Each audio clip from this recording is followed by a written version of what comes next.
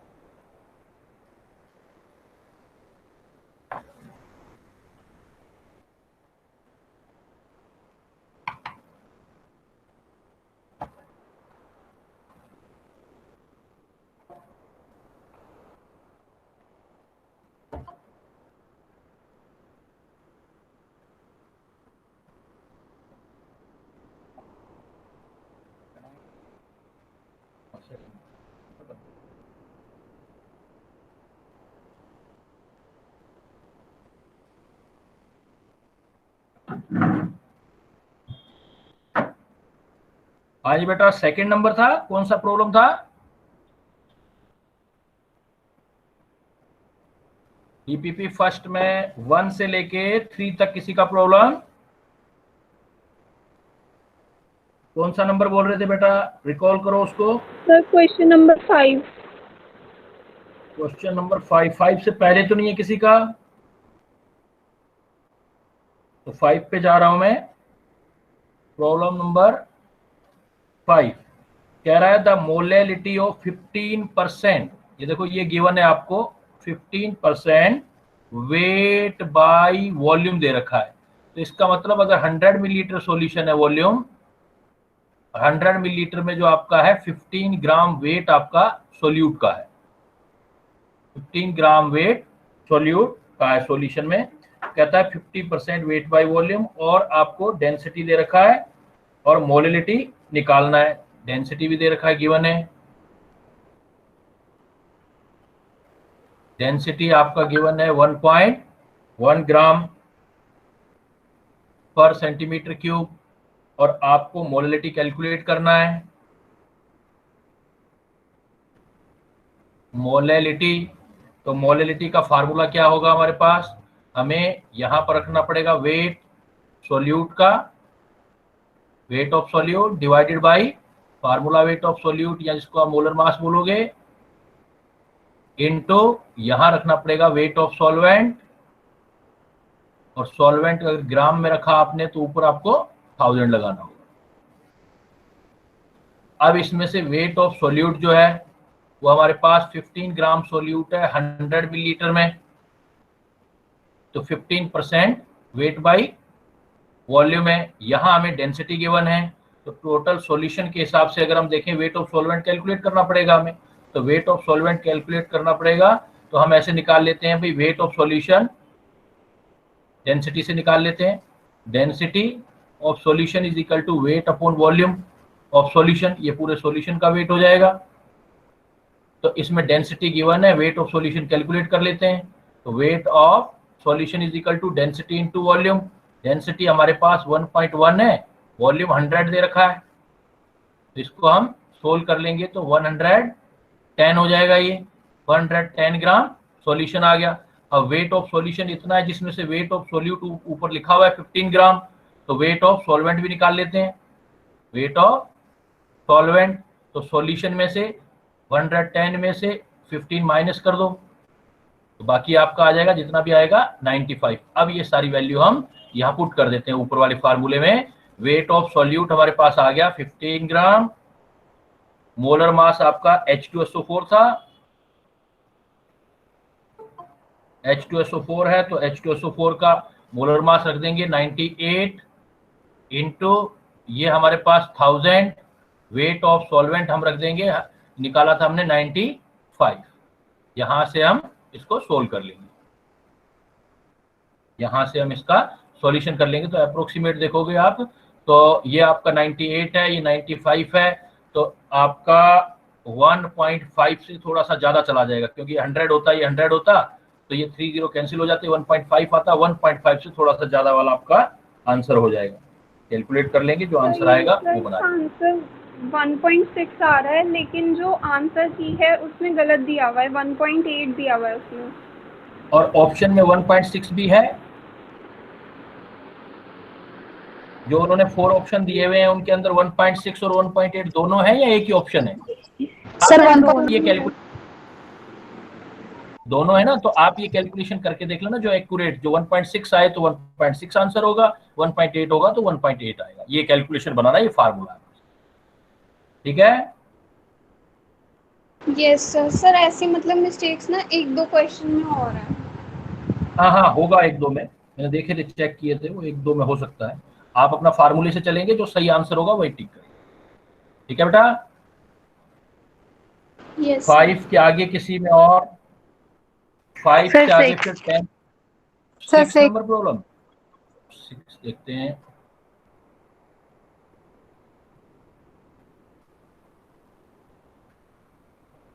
देखो 6 number problem कह रहा है, number of oxalic acid molecule in 200 millilitre of 0.02 normal oxalic acid. देखो आपको नॉर्मेलिटी गिवन है और वॉल्यूम गिवन है। वॉल्यूम दे रखा है 200 मिलीलीटर और नॉर्मेलिटी दे रखी है, वो आपको दे रखी है 0.02 नॉर्मल, और ऑक्सैलिक एसिड दे रखा है। ये सॉल्यूट है ऑक्सैलिक एसिड। तो हमारे पास फार्मूला होता है नॉर्मेलिटी इज इक्वल टू, जो सॉल्यूट के इक्विवेलेंट होते हैं, इक्विवेलेंट अपॉन वॉल्यूम। अगर वॉल्यूम मिलीलीटर में होता है तो ऊपर 1000 लगा देते हैं। दूसरा पॉइंट ये होता है इक्विवेलेंट इज इक्वल टू, जो होता है वो होता है मोल इंटू एन फैक्टर, और मोल जो है वो नंबर निकालने, तो नंबर से निकाल लो, तो n अपॉन एवोगैड्रो नंबर आ जाएगा इंटू एन फैक्टर आ जाएगा। अब इक्विवेलेंट की जगह ये फार्मूला नया रेडीमेड कर लो आप, तो नंबर, अब ये ध्यान रखना, ये नॉर्मेलिटी वाला है, ये नंबर वाला n है, ये n मैं पूरा लिख देता हूँ, ये नंबर वाला है। तो इक्विवेलेंट की जगह मैं क्या लिख सकता हूँ, नंबर अपॉन na, और ये नॉर्मेलिटी, तो इसको पूरा लिख देते हैं, normality is equal to equivalent की जगह number divided by Avogadro number into n factor into 1000 आ जाएगा आपका, और डिवाइडेड बाय वॉल्यूम मिलीलीटर। ये सारा वैल्यू हम पुट कर देंगे। तो नॉर्मेलिटी इधर इधर कर देते हैं, तो हमारे पास क्या आ जाएगा, नंबर निकालना है, नॉर्मेलिटी गिवन है 0.02, नंबर आपको निकालना है, एवोगैड्रो नंबर फिक्स होता है 6 into 10⁻23, n factor oxalic acid है, ऑक्जेलिक एसिड का फार्मूला ये होता है COOH, COOH, तो ये H हो गया, ये H हो गया, तो एन फैक्टर 2 आ गया, और ये वॉल्यूम आ गया 200 मिलीलीटर। तो इसमें से आप जो आपका कैंसिल आउट होगा वो कैंसिल आउट कर लेंगे आप। तो ये ऐसे कर देते हैं, ये आपके 20 से ये आपके 20 कैंसिल हो जाएंगे, 2 से आपका 2 कैंसिल हो जाएगा, तो n की कैलकुलेशन बना लेंगे अब आप, ये भी कैंसिल हो जाएगा, तो यहां से आप कैलकुलेशन बना लेंगे 12 इंटू 10⁻23, और नीचे आ जाएगा 10⁻3। तो मैं 10 से डिवाइड मल्टीप्लाई कर देता हूं, जो डिजायर आंसर चाहिए आपको, तो ये 3 या 20 और 21, ये आ जाएगा 1.2 इंटू 10⁻4, ये कैलकुलेशन।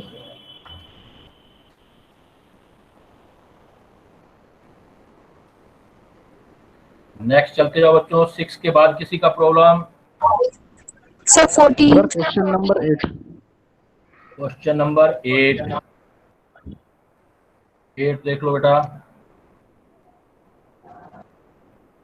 8 में हमें क्या कह रहा है, 2 solution of substance non electrolyte are mixed following manner. एक का 400 millilitre of 1.5 molar first solution, 520 second, what is the molarity of final solution. Same substance कह रहा है हमें, सेम सब्सटेंस कह रहा है, तो फॉर सेम सब्सटेंस हम कह सकते हैं number of mole first plus number of mole second और फाइनल नंबर ऑफ मोल।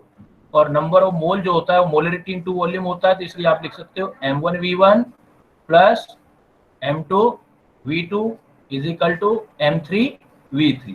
अगर सेम सब्सटेंस है तो आप ये यूज कर सकते हो for same substance. Same substance के सॉल्यूशन मिलाते जाओ, नए सॉल्यूशन का मोलरिटी आ जाएगा। अब आपको देखो फर्स्ट कह रहा है, जो फर्स्ट सॉल्यूशन है उसकी मोलरिटी दे रखी है 1.5 मोलर, वॉल्यूम दे रखा है 480 प्लस। दूसरा देखो, दूसरा सॉल्यूशन कह रहा है आपके पास है, मोलरिटी दे रखी है उसकी 1.2, मोलरिटी 1.2 है, और वॉल्यूम जो दे रखा है वो दे रखा है 520 मिलीलीटर इज इक्वल टू, कहता है फाइनल मोलरिटी आपको कैलकुलेट करना है M3, और वॉल्यूम कितना हो जाएगा, ये दोनों का सम हो जाएगा, 480 ये है 520 ये है, तो ये हो गया 1000 मिलीलीटर। अब आप इसको सोल्व कर लेंगे तो जो निकाल लेंगे वो आपका आंसर आ जाएगा। कर लोगे कैलकुलेशन, जो कैलकुलेट करेंगे वो आपका आंसर हो जाएगा। नेक्स्ट 10 तक बेटा किसी का और प्रॉब्लम? 10 तक सर 10th बता दो एक बार। Sir 10th question.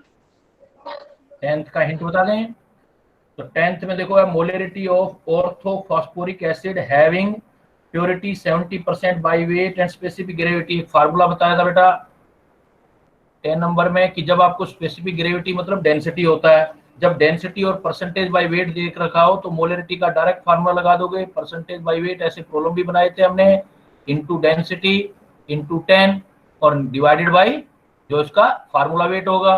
तो सारा कुछ गिवन है आपको, देखो परसेंटेज बाय वेट 70 दे रखा है, डेंसिटी 1.54, स्पेसिफिक ग्रेविटी डेंसिटी को ही बोलते हैं, 10 दे रखा है, और मोलर मास ऑर्थोफॉस्फोरिक एसिड का बना लो।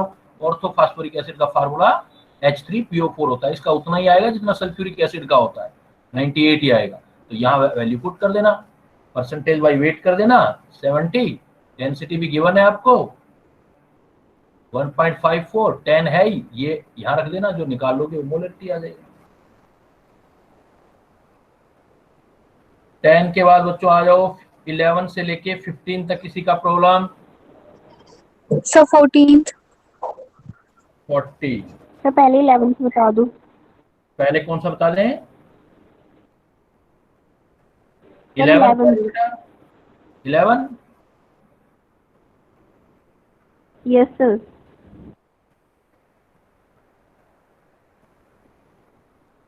इलेवन में देखो क्या कह रहा है, the volume of 96% H2SO4 density required to prepare 2 litre of 3 molar H2SO4, the volume of 96% H2SO4। देखो यहाँ पर क्या है, सिर्फ वॉल्यूम चेंज कर रहे हो, तो जितने इनिशियल मोल होंगे H2SO4 के उतने फाइनल मोल होंगे।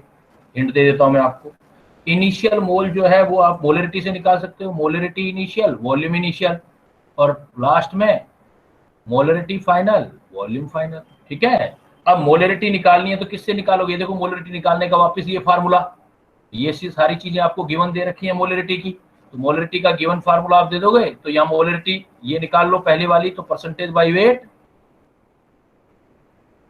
Into density into 10 divided by molar mass, volume आपको निकालना है। फाइनल मोलरिटी उसने दे रखी है आपको, फाइनल कितना दे रखा है, 3 पॉइंट कुछ है ना, और वॉल्यूम भी दे रखा है, तो दोनों यूज कर लेंगे, 2 लीटर, तो वॉल्यूम निकल आएगा आपका। फाइनल मोलरिटी दे रखा है ये 3, कुछ मेरे यहाँ अनक्लियर दिखाई दे रहा है, 3 पॉइंट कुछ दे रखा है ना, वो यूज कर लेना, और वॉल्यूम दे रखा है आपको 2 लीटर, तो यहाँ से वॉल्यूम निकल आएगा कि भाई कितना वॉल्यूम आपके पास पहले था जो अब 2 लीटर हो गया। ये पहले लीटर में निकलेगा, फिर इसमें मिलीलीटर में कैलकुलेट कर लेना, सारा कुछ है आपके पास। देखो पहले वाला परसेंटेज बाय वेट दे रखा है 96, डेंसिटी दे रखी है 10 दे रखा है, मोलर मास 98 होता है, वॉल्यूम आपको उस सॉल्यूशन का निकालना है, बाद वाली फाइनल मोलरिटी दे रखी है, फाइनल वॉल्यूम दे रखा है। कर लोगे बेटा, कैलकुलेट कर लेना। नेक्स्ट चल लो 15 तक। 14th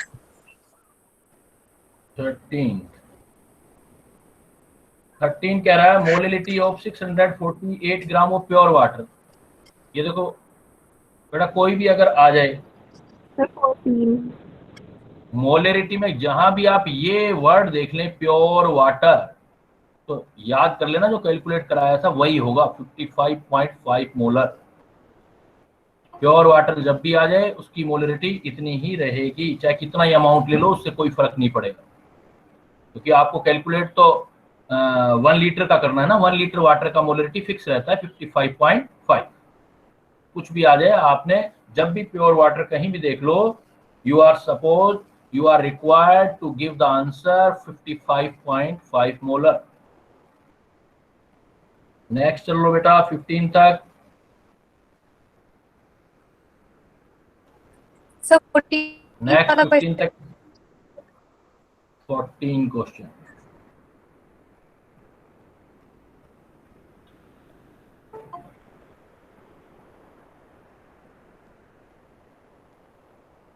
कह रहा है how many gram of concentrated nitric acid. समझने वाली बात ये थी, ये 16 या 17 में प्रॉब्लम आया था, कंसंट्रेटेड नाइट्रिक एसिड।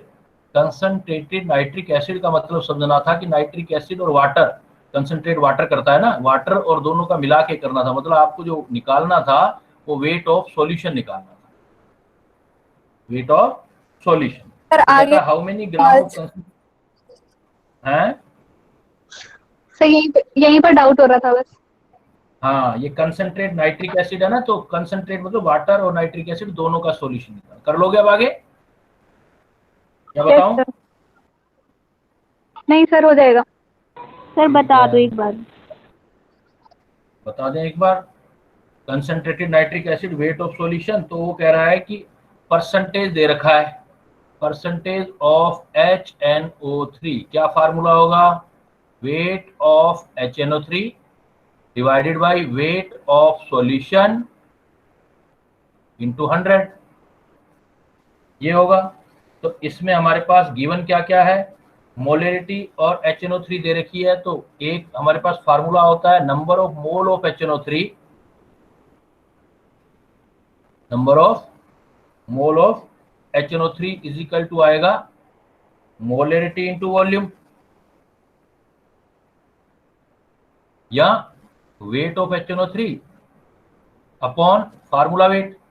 देखो हमारे पास m दे रखा है, मोलरिटी दे रखी है, वॉल्यूम दे रखा है, ये लीटर में लेना है वॉल्यूम, ये सारी चीजें दे रखी हैं आपको, वेट ऑफ HNO3 करना है, तो वेट ऑफ HNO3 इस फार्मूले से निकाल लो।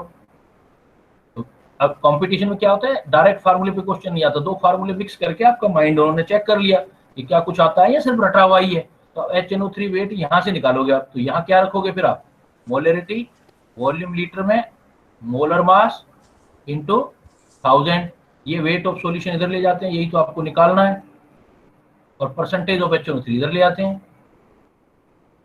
अब देखो सारी चीजें गिवन है आपको, मोलरिटी दे रखी है 2 मोलर, वॉल्यूम दे रखा है 250 मिलीलीटर, तो लीटर में चेंज कर देना 1000 से डिवाइड करके। मोलर मास जिसके लिए निकाल रहे हो नाइट्रिक एसिड, तो कितना होता है HNO3 63, HNO3 का मोलर मास 63 हो गया, इंटू 100।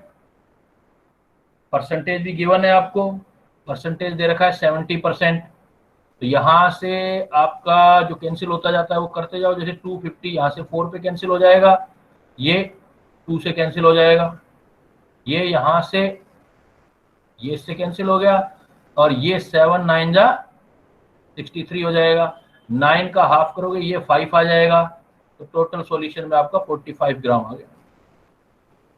तो परसेंटेज ऑफ HNO3 का फार्मूला लिखा के मोलरिटी से HNO3 का वेट रख दिया, वेट ऑफ सॉल्यूशन आ गया।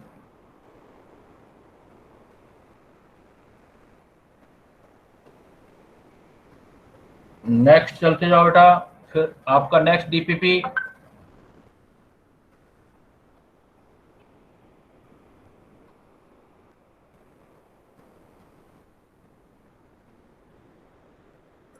नेक्स्ट वाला DPP number second, third question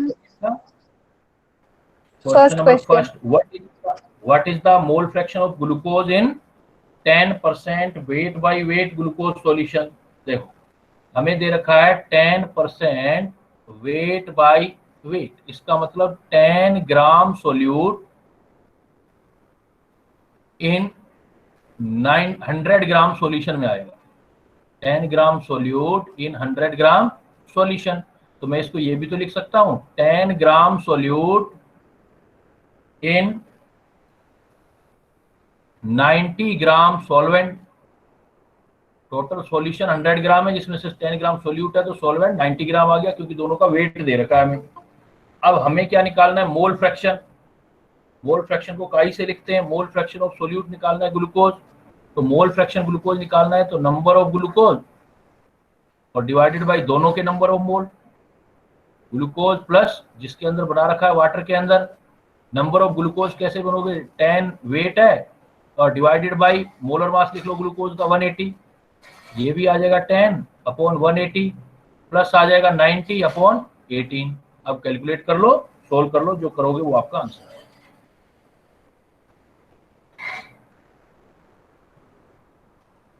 one से लेके 5 तक किसी का और प्रॉब्लम, 1 to 5 तक।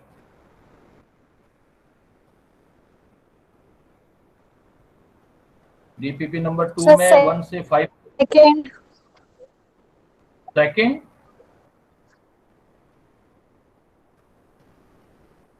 यस सर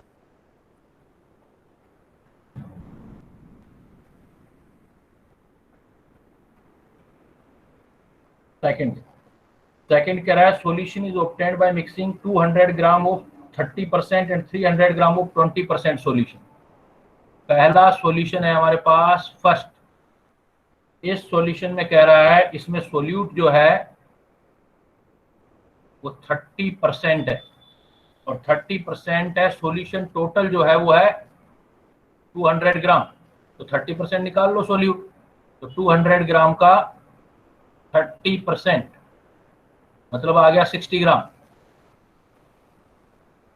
तो 200 ग्राम में पहले वाले सॉल्यूशन में जो 200 ग्राम है उसका 30% सोल्यूट है, तो 60 ग्राम सोल्यूट हो गया। सॉल्यूशन सेकंड जो है आपके पास, सॉल्यूशन सेकंड जो कह रहा है वो टोटल है आपके पास 300 ग्राम, और 300 ग्राम में you can see the amount of solute 20%, then now amount of solute is 20% of 300 gram, 300 gram 20% of 300 gram again 60 ग्राम आ गया, तो दूसरे के अंदर भी जो है सॉल्यूशन हो गया। तो अब दोनों को हमने सॉल्यूशन को जब ऐड कर दिया तो फाइनल सॉल्यूशन, फाइनल सॉल्यूशन का टोटल वेट देख लोगे तो 200 ग्राम ये है, 300 ग्राम ये है, तो टोटल हो गया 500 ग्राम। और सोल्यूट देख लो फाइनल, जब दोनों को ऐड कर दिया आपने, इधर सोल्यूट 60 था, इधर 60 था, तो सोल्यूट हो गया 120 ग्राम। अब हमें न्यू परसेंटेज निकालनी है, तो परसेंटेज है 120 है आपका टोटल 500 ग्राम में इंटू 100, तो इससे आपका परसेंटेज निकल आएगा। परसेंटेज निकाल देंगे, 5 2 जा 10 24। तो इस टाइप से आप सॉल्यूशन में, पहले देख लिया पहला सॉल्यूशन टोटल अमाउंट था उसमें 30% सोल्यूट था तो 60 ग्राम आ गया सोल्यूट। दूसरा सॉल्यूशन टोटल 300 था, उसमें सोल्यूट 20% था, 60 ग्राम ये था। जब दोनों को मिक्स कर दिया तो टोटल सॉल्यूशन 200 प्लस 300 500 ग्राम हो गया। सोल्यूट भी मिक्स हो गया है, 60 इधर से 60 इधर से 120, दोबारा परसेंटेज निकाल लिया हमने। टोटल 500 में से 120 है तो उसका परसेंटेज कैलकुलेट कर लेंगे। नेक्स्ट चलो 5 तक किसी का और?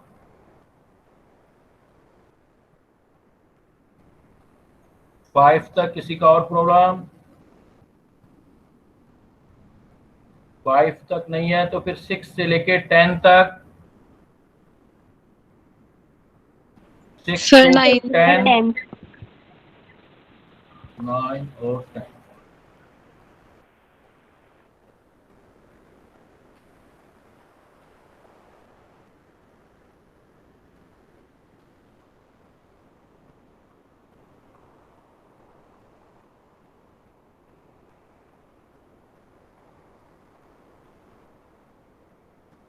नाइन नंबर प्रॉब्लम आ रहा है मेरे पास।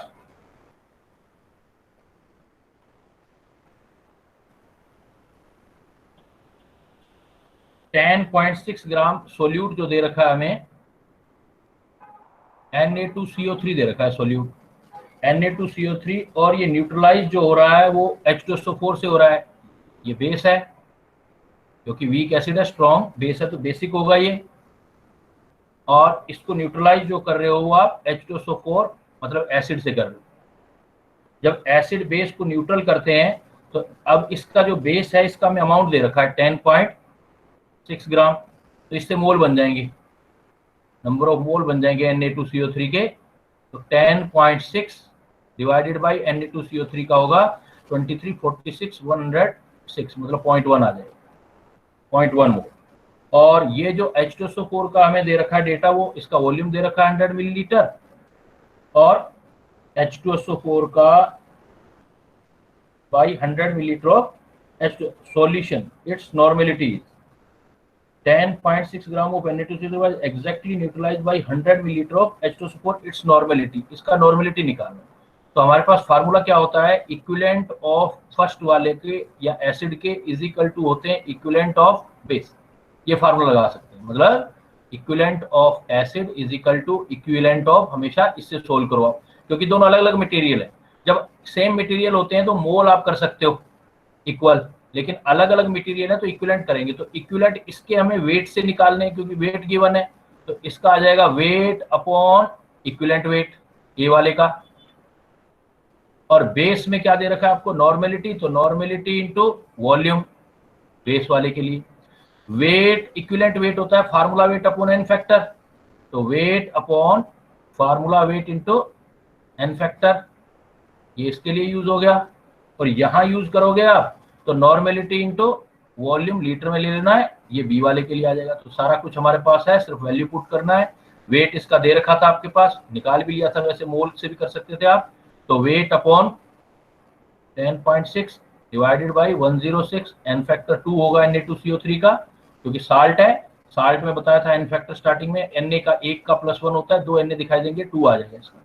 इधर आपको नॉर्मेलिटी कैलकुलेट करना है, वॉल्यूम आपको गिवन है 100 millilitre, and you can convert 100 millilitre into litre. Now आपका ये इससे कैंसिल हो जाएगा, ये 30 इससे कैंसिल हो जाएंगे, नॉर्मेलिटी आ जाएगी। 9 के साथ साथ आपने एक 10 भी पूछा है, वो भी बिल्कुल इसी तरह का प्रॉब्लम है कि dihydrate is made up 200 with the volume of 0.1 normal NaOH required to 10 milliliter completely neutralize of 10 milliliter this solution।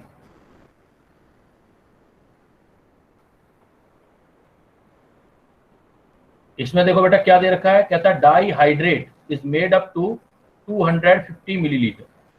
Dihydrate, dihydrate, ये मुझे क्लियर क्वेश्चन यहाँ से नहीं दिखाई दे रहा है। बेटा एक बच्चा ये क्वेश्चन पढ़ना जिसको क्लियर दिख रहा हो, मेरे में ये कुछ इसका प्रिंट साफ नहीं है। डाईहाइड्रेट किसका दे रखा है? मेरे ख्याल से दे रखा होगा इसका, सर ऑक्सैलिक एसिड का लिखा है, ऑक्सैलिक एसिड दे रखा होगा। ऑक्सैलिक एसिड का डाईहाइड्रेट है तो उसका मोलर मास जो आ जाएगा वो आ जाएगा 90 और 126। डाईहाइड्रेट मतलब वाटर भी लगा देना, ये आ गया। कहता है डाईहाइड्रेट का मेडअप, एक तो वॉल्यूम दे रखा है, मुझे दिखाई दे रहा है जो वॉल्यूम 250 मिलीलीटर, और क्या दे रखा है उसका, कुछ दे रखा है अमाउंट वगैरह? आपके पास क्वेश्चन हो तो अमाउंट दे रखा है? ऑक्सैलिक एसिड का क्वेश्चन के स्टार्टिंग में अमाउंट दे रखा है? 6.3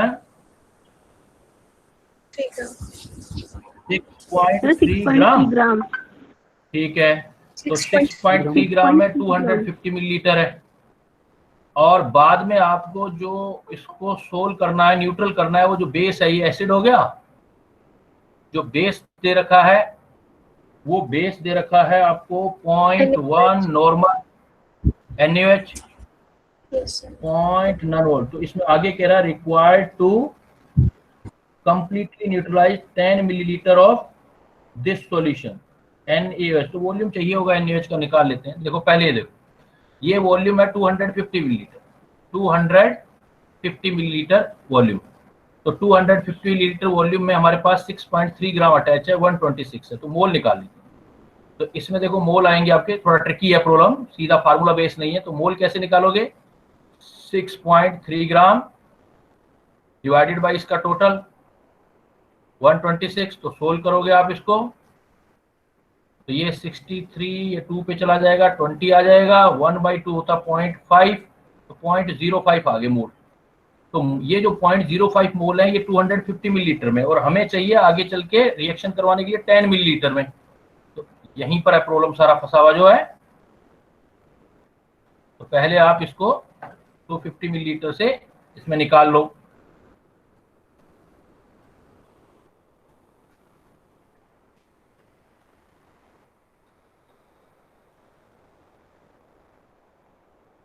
तो 50 मिलीलीटर से पहले इसमें हम निकाल लेते हैं।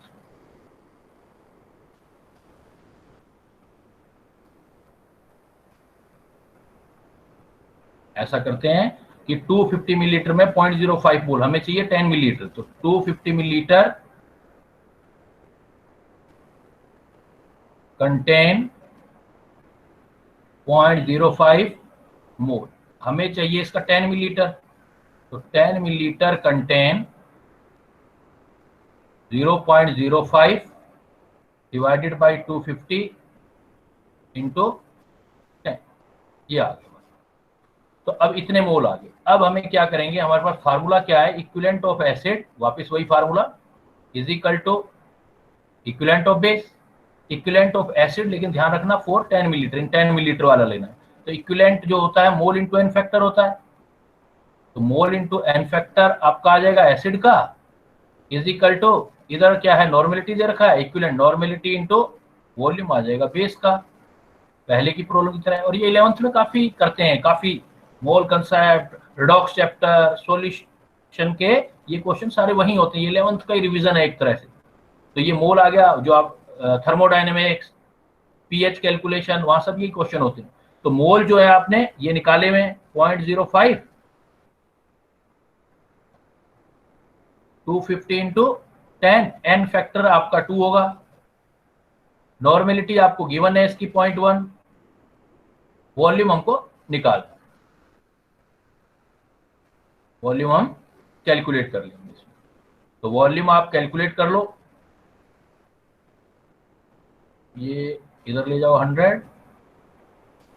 तो आप देखो कि भाई 5 से कैंसिल होता है, ये आ जाएगा 5, 5 5 25, फिर 5 से 10, 5 2 जा 10, तो 2 2 4,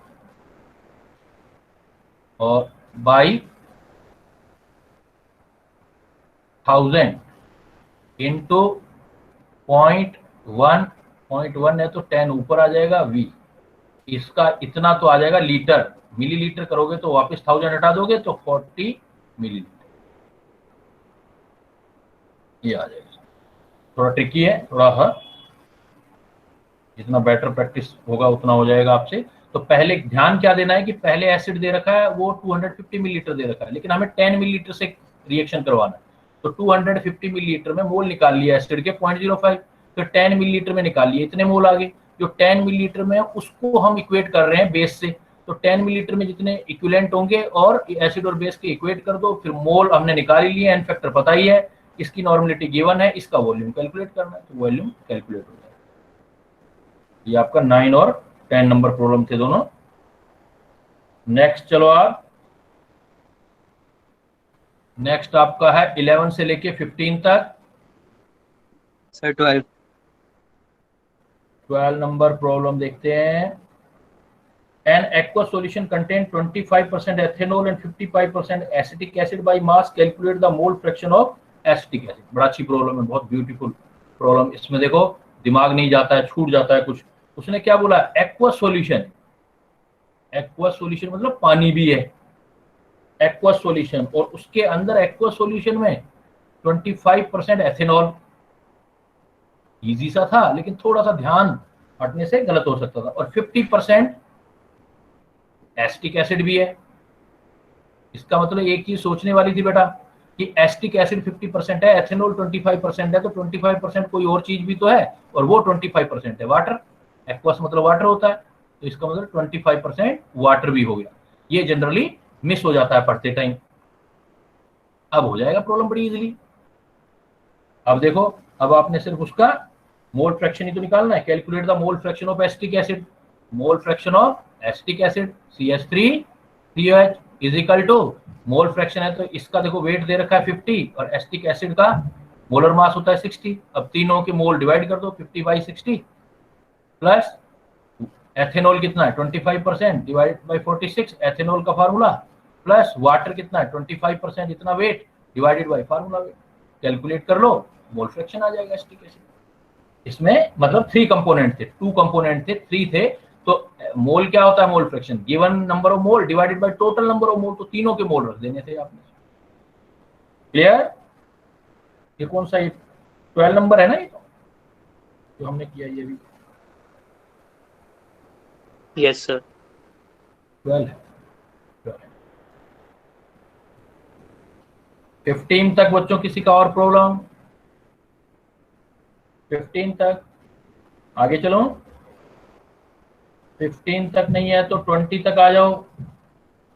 16 से लेके 20 तक। 18 था, calculate the molality of 1 litre of solution 80% H2SO4 given that. एक क्वेश्चन बिल्कुल सिमिलर पहले किया है हमने, वैसा ही प्रॉब्लम है ये। इसका आप कह रहे थे कि सर आंसर 1.8 दिया हुआ है लेकिन हमारा 1.6 आ रहा है, वैसा ही है ये है आपका 18 number. You can see the calculate the molality of 1 liter solution 80% H2SO4 weight by volume given that density of solution 180। तो मोलिटी है, molality is equal to 80 gram solute है divided by molar mass H2SO4 का, तो H2SO4 का molar mass होता है 98। यहां हमें क्या रखना है, वेट ऑफ सॉल्वेंट रखना है, तो वेट ऑफ सॉल्वेंट निकालना पड़ेगा हमें। तो पहले तो वेट ऑफ सॉल्यूशन निकाल लो। वेट ऑफ सॉल्यूशन किससे आएगा, density is equal to weight upon volume. Density given है आपके पास, वॉल्यूम भी गिवन है आपके पास, तो वेट ऑफ सॉल्यूशन आ जाएगा D इंटू वी। डेंसिटी है 1.8 इंटू वॉल्यूम दे रखा है आपको 180 ग्राम, 100 मिलीलीटर में लोगे आप, तो टोटल हो जाएगा आपका 180 ग्राम। तो 180 ग्राम तो सॉल्यूशन हो गया, जिसमें से 80 ग्राम जो है आपका वो आपका सॉल्यूट है। तो सॉल्वेंट कितना होगा, वेट ऑफ सॉल्वेंट, तो 180 में से 80 छोड़ दो, 100 ग्राम ले लो, तो सॉल्वेंट यहां पर आ गया 100 ग्राम। बट हमें केजी में रखना होता है, तो 1000 से डिवाइड कर, यहाँ से जो हमारा प्रॉब्लम बनेगा तो ये देखोगे आप, ये 800 आ रहा है, ये 100, तो 8 से समथिंग थोड़ा सा ज्यादा आ जाएगा। नेक्स्ट चलो बेटा 20 तक किसी का और।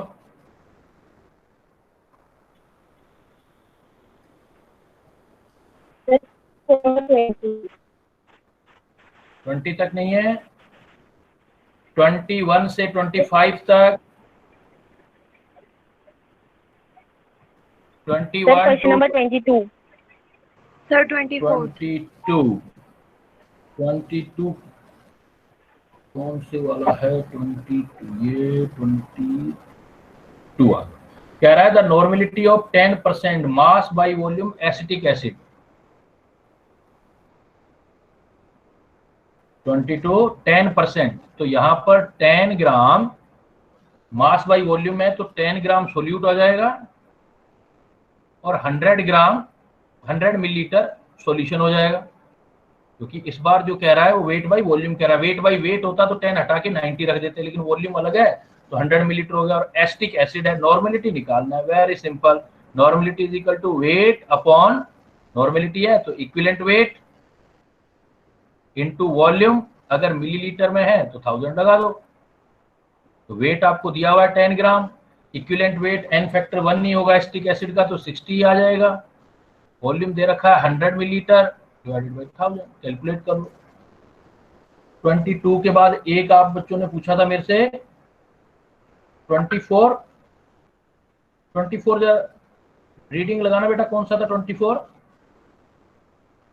एक क्वेश्चन जो है ना, ये लास्ट वाला क्वेश्चन है, वो 24 नंबर ही है ना, लास्ट वाला।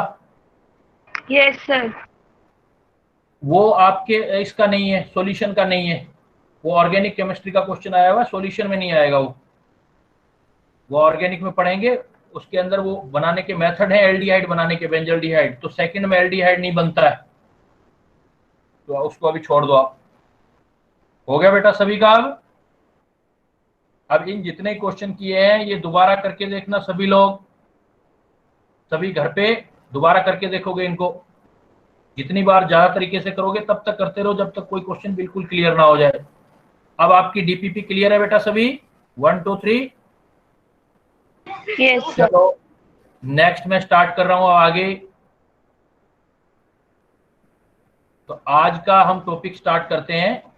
नेक्स्ट जो है आज हमें स्टार्ट करना है, अच्छा एक प्रॉब्लम दिया था मैंने आपको, या किसी बच्चे ने, मैंने किया था calculate the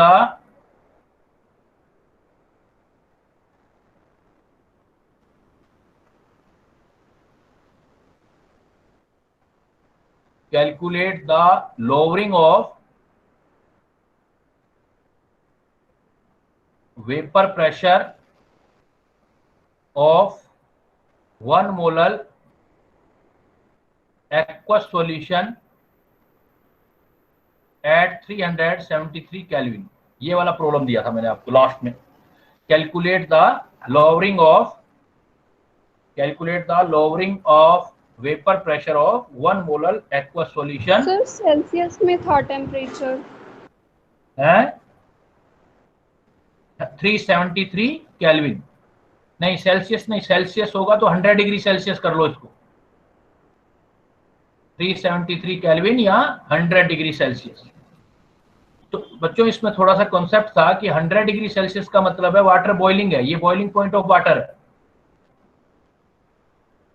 boiling point of pure water, समझना ट्राई करना।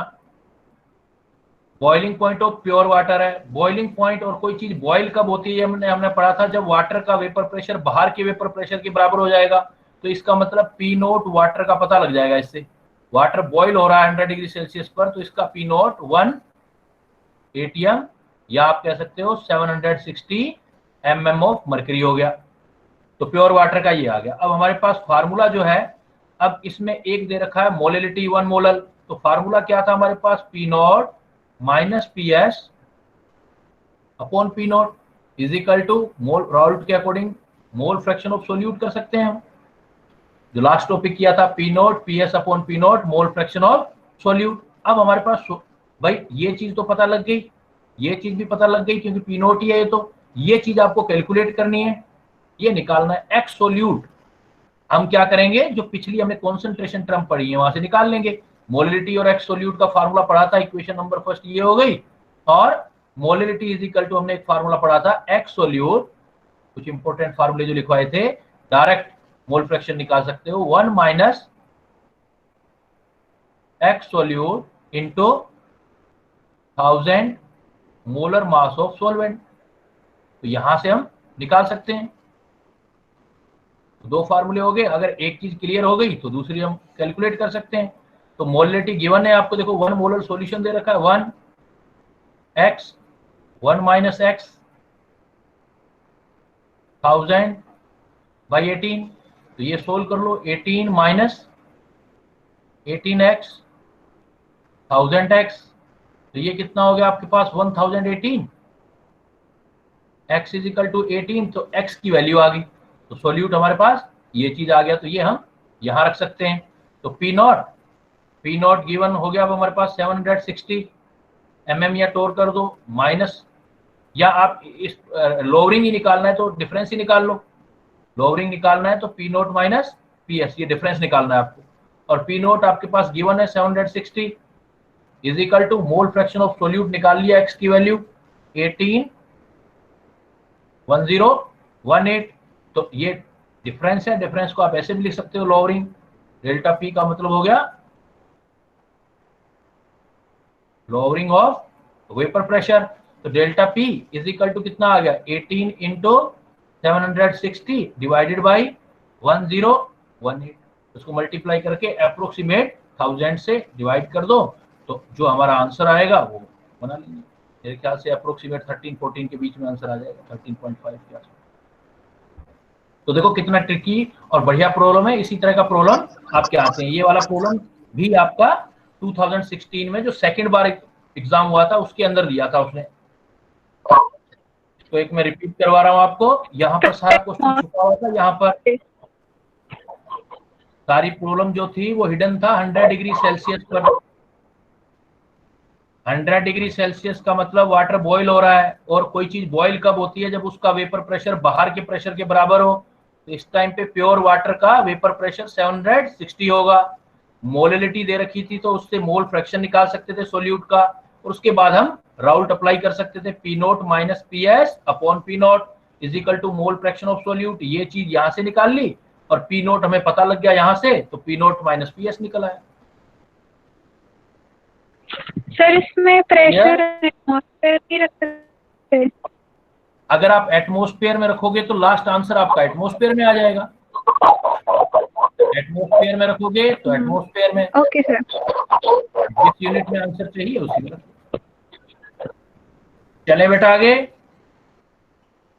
Excuse me sir. हाँ बोलो। एक्सक्यूज मी सर, सर एक हाँ, डाउट है। हाँ बोलो बेटा। सर आपने लास्ट क्लास में लास्ट वेपर वाले में फॉर्मूला लिखवाया था लास्ट में, Y dash upon Y B dash. हाँ सर उसमें हमने जो लिया था RHS में X A dash upon X B dash, sir हम वो ले हाँ। कैसे सकते हैं, क्योंकि सारा का सारा लिक्विड तो वेपर में कन्वर्ट हो चुका है ना, और वो एक्स ए नहीं, डैश तो वो मोल्स होते हैं जो बचे हुए हैं लिक्विड के। नहीं, हमारा क्वेश्चन क्या था कि हमें जो लास्ट में वेपर में कन्वर्ट होने वाला लिक्विड है उसका कंपोजिशन बताना है। तो लास्ट में होने से जस्ट पहले वेपर, लास्ट वेपर बनने से जस्ट पहले जो लिक्विड पड़ा था उसका कंपोजिशन निकालना था हमें। तो वहां पर जो एक्स ए डैश और एक्स बी डैश है वो वाला लिक्विड है जो कुछ देर के बाद वेपर बन जाएगा। जब वो वेपर में कन्वर्ट हो जाएगा तो फाइनल वो सारा बाहर चला जाएगा, मतलब फाइनल पॉइंट से जस्ट 8 पॉइंट पीछे का लिक्विड का कंपोजिशन है। भाई लास्ट वेपर को बनाने वाली भी तो कोई लिक्विड ही होगी ना, तो वो वाले लिक्विड का कंपोजिशन है। लेकिन सर जब हम राउल्ट लॉ, सर एक अभी डाउट है सर, लेकिन जब हम राउल्ट लॉ लगाते हैं तो उसमें जो एक्से लेते हैं वो तो वो होता है ना, मतलब वो मोल फ्रैक्शन जो लिक्विड फेज में है अभी। नहीं, लिक्विड स्टेट में जो अभी सर आपकी आवाज कट रही है।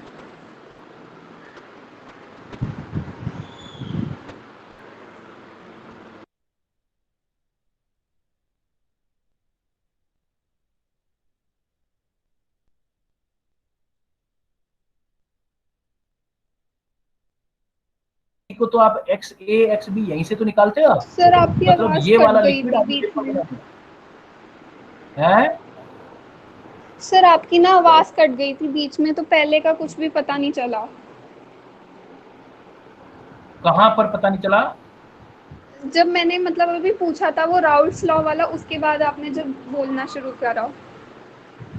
हाँ, मैं ये कह रहा हूँ कि जो वेपर बनती है, वेपर को बनाता कौन है? लिक्विड बनाता है ना। लिक्विड से ही तो वेपर बनती है। अब लिक्विड, मान लो जी मैंने ये आपको कहा कि मैंने 10 मोल ए और 10 बी के लिक्विड लिया, यही लिक्विड तो आगे चल के क्या बनाएगा? वेपर बनाएगा। तो इस वेपर को बनाने वाला जो मोल फ्रैक्शन है वो तो लिक्विड वाला लोगे ना। अब लेकिन ऐसा जरूरी नहीं है कि ये सारा का सारा एक साथ बाहर चला जाए। मान लो 10 ए 10 बी में वेपर बनाने के बाद चलो सी नंबर 2 पर पहुंचते हैं। 10 ए में से कुछ मोल चले गए ऊपर, 3 चले गए इसके, 5 चले गए इसके, तो अब नीचे कितने रह जाएंगे वापिस?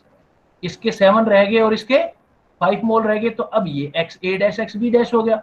अब फिर ऐसे करते करते मान लो लास्ट में ये वेपर बनाने के लिए जा रहा है, तो उसका कंपोजिशन तो यही होगा ना जो यहाँ होगा। वो क्या होगा? ये वाला थोड़ी ना होगा, वो होगा कोई, हमें नहीं पता क्या है, वही तो कैलकुलेट करना है, x A dash x B dash. तो जो लिक्विड है, लास्ट में जो लिक्विड बचा है, अब मतलब उसके बाद हमने क्या पढ़ा था? फाइनल वेपर बनाने वाला लिक्विड। तो जब फाइनल वेपर बनेगी तो उसको बनाने वाला कोई लिक्विड तो होगा। वो लिक्विड जब बाहर चला जाएगा तो नीचे कुछ भी नहीं बचेगा, फिर ये सारी वेपर बन जाएगी। तो वो जो लास्ट वेपर बनते टाइम यहाँ क्या करना था, तो वो हम डिस्कस कर रहे थे उसमें। क्लियर? और मैंने इसमें बोला था आपको, अगर मतलब ये क्लियर नहीं हो रहा है तो आप डायरेक्ट फार्मूला याद कर लेना कि लास्ट ट्रेस वर्ड कहीं भी देख लेना, लास्ट ट्रेस आ जाए तो फिर ये चीज फार्मूला यूज करना है जो मैंने बताया था, एक्स से फाइनल एक्स से करके वाला, वो यूज कर लेना। ठीक है? Yes sir, thank you sir. चलो फिर आगे चलते हैं।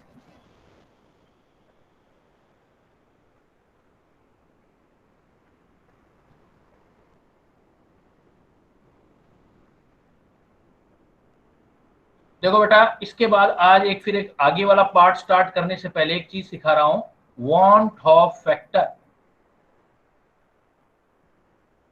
वांट ऑफ फैक्टर, इसको आई से रिप्रेजेंट करते हैं, want Hoff factor. Want half factor का मतलब क्या है कि हम कोई भी जो पार्टिकल होता है, जो सोल्यूट है, वो एक्चुअल में कितने पार्टिकल में एग्जिस्ट कर सकता है। Solute particle which are actually present in solution।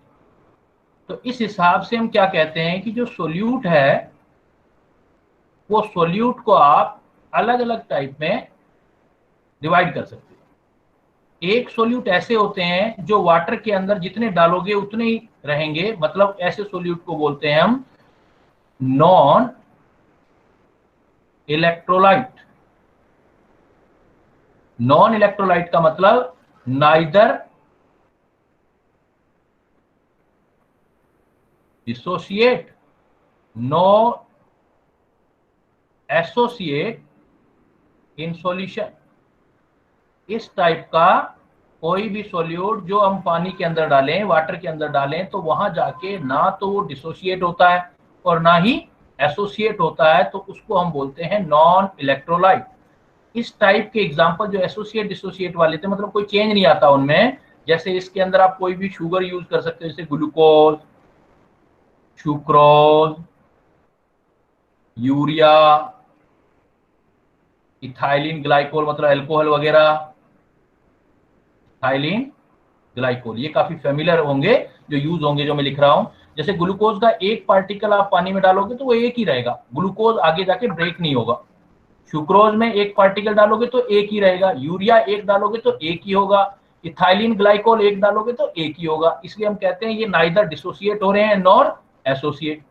लेकिन एक जो दूसरे टाइप के जो होते हैं वो होते हैं इलेक्ट्रोलाइट। अब जो आप इलेक्ट्रोलाइट देखेंगे, इलेक्ट्रोलाइट भी आपके दो टाइप के हैं। एक ऐसे होंगे जो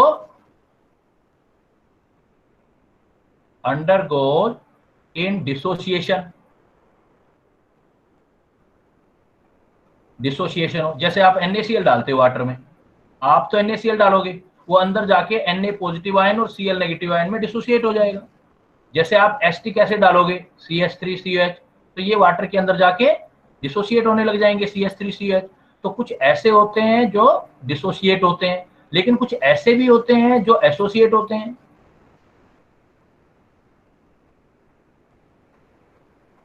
अंडरगो इन एसोसिएशन, एसोसिएशन जैसे यही acetic acid in benzene, acetic acid को पानी में डालोगे तो डिसोसिएट होगा, एसिटिक एसिड वाटर के अंदर डिसोसिएट, लेकिन एसिटिक एसिड बेंजीन में एसोसिएट होगा। ये नेचर होती है सब्सटेंसेस की। तो किसी भी सॉल्यूट को हम सॉल्यूशन बना रहे हैं तो उसकी नेचर या तो नॉन इलेक्ट्रोलिटिक हो सकती है या इलेक्ट्रोलिटिक। नॉन इलेक्ट्रोलिटिक का मतलब वो ना तो एसोसिएट होगा ना डिसोसिएट। इसके एग्जांपल क्या होंगे, जैसे glucose, sucrose, urea, ethylene glycol. मतलब आप अगर वाटर के अंदर इनमें से किसी को भी डालोगे तो जितने पार्टिकल डालोगे उतने ही रहेंगे, इसलिए हम कहेंगे कि इनका आयोटा जो होगा वो 1 होगा। मतलब एक पार्टिकल डालोगे तो एक ही रहेगा अंदर जाके। लेकिन जो आप ये देख रहे हो अंडरगोज इन डिसोसिएशन, डिसोसिएशन होंगे तो आप एक डालोगे तो एक से ज्यादा आ जाएंगे, इसलिए इनका आयोटा ऑलवेज ग्रेटर देन 1 होगा। आप एक डालोगे लेकिन वहां पर अंदर जाके एक से ज्यादा बनेंगे, और वही हमारा वर्क है कि कैलकुलेट करना सीखेंगे कि कितने बनेंगे वो। और अगर वो एसोसिएशन है तो जुड़ेंगे, आप 2 डालोगे सपोज वो 1 बन रहा है, आप 3 डाल रहे हो 1 बन रहा है, तो इसके लिए पहला पॉइंट आप ये करोगे कि इसका आयोटा ऑलवेज लेस देन 1 होगा। तो आपसे सीधे सीधे क्वेश्चन पूछे जा सकते हैं कि सोल्यूट के लिए आयोटा क्या क्या हो सकते हैं किस कंडीशन में। अगर बेटा आपका सोल्यूट नॉन इलेक्ट्रोलाइट है तो एक पार्टिकल डालोगे तो प्रैक्टिकली अंदर एक ही रहेगा। तो solute particle which are actually present in solution, अगर हम 1 डालेंगे तो 1 ही रहेगा। तो आप आंसर दोगे वांट हाफ फैक्टर का वैल्यू 1। अगर आप ऐसा इलेक्ट्रोलाइट डाल रहे हो जो वाटर में या किसी भी सॉल्वेंट में जाके डिसोसिएट हो रहा है, डिसोसिएशन हो रहा है, तो आप 1 डालोगे अंदर 1 से ज्यादा ही बनेंगे हमेशा। तो आप डायरेक्ट बोल सकते हो कि ऐसे केसेस के अंदर जो आपका आयोटा आएगा वो आपका आयोटा 1 से ज्यादा आएगा, और अगर एसोसिएशन है तो आयोटा 1 से कम आएगा। कैसे आएगा ये कैलकुलेट करते हैं। देखो अब हम 1 by 1 कैलकुलेशन करके दिखाते हैं वांट हाफ फैक्टर की।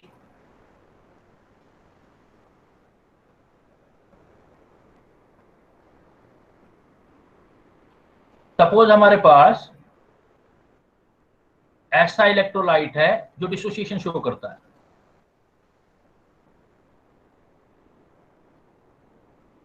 ये स्पष्ट लेते हैं, if solute particles are dissociated in solvent,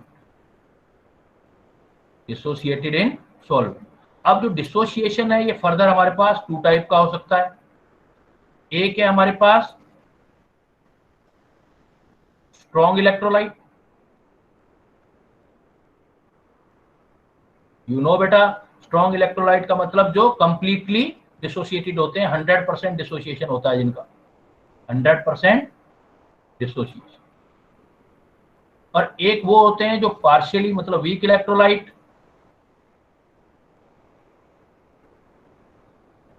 weak electrolyte वो होता है जो कम डिसोसिएट होते हैं, पार्शियली डिसोसिएट होते हैं, 100% नहीं होते, पार्शियली डिसोसिएट। जैसे जनरली हम किसको लेते हैं, जैसे स्ट्रॉन्ग, जैसे NaCl को जनरली स्ट्रॉन्ग ले लेते हैं 100%, लेकिन एसिटिक एसिड को वाटर में, एसिटिक एसिड इन वाटर हम कहते हैं पार्शियली आयोनाइज्ड होता है, कंप्लीटली आयोनाइज्ड नहीं होता है। लेकिन आपके पास जब भी कैसा भी केस आ जाए और आपको डिसोसिएशन में आई का वैल्यू निकालना हो, आपको डिसोसिएशन के अंदर आई का वैल्यू निकालना हो तो आप कैसे निकालोगे? आयोटा इज इक्वल टू, ये फार्मूला याद रखना है, 1 minus alpha plus n alpha. Because आपको पार्टिकल बढ़ाने हैं इसलिए एन अल्फा से एन को मल्टीप्लाई करना है। Iota is equal to 1 minus alpha plus n alpha. यहां पर अल्फा है परसेंटेज ऑफ डिसोसिएशन या डिग्री ऑफ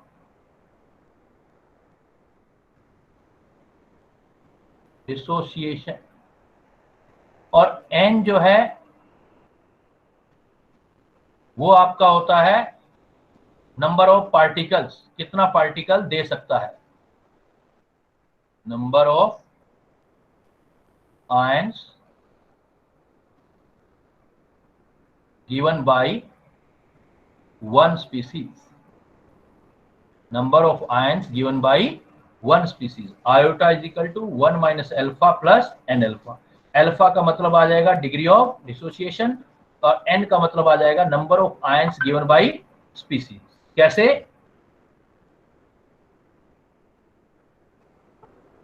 सपोज बच्चों ये एग्जांपल लेते हैं, मैं आपको बोल देता हूं कि आपने NaCl लेना है,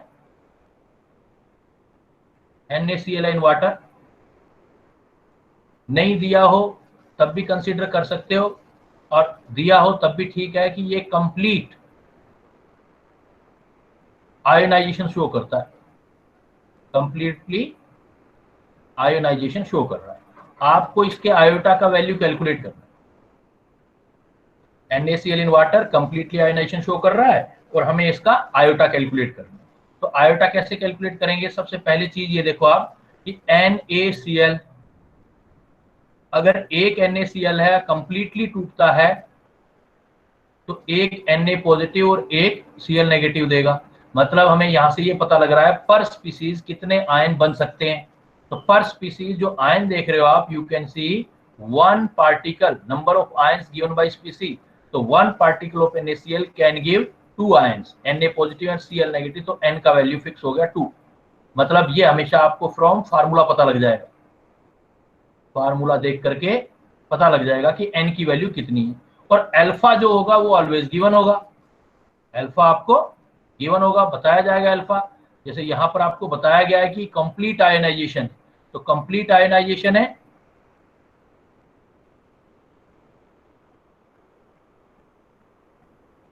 कंप्लीट आयनाइजेशन का मतलब 100% है आयनाइजेशन, मतलब अल्फा निकालोगे तो 100% को डिवाइड कर दिया करो, मतलब अल्फा का वैल्यू 1 आ जाएगा 100%। तो हम आयोटा कैलकुलेट कर सकते हैं।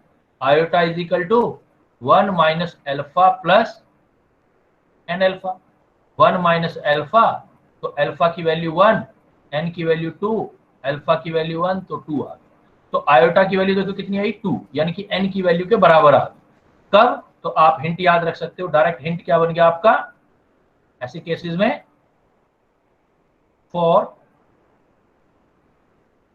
स्ट्रॉन्ग इलेक्ट्रोलाइट,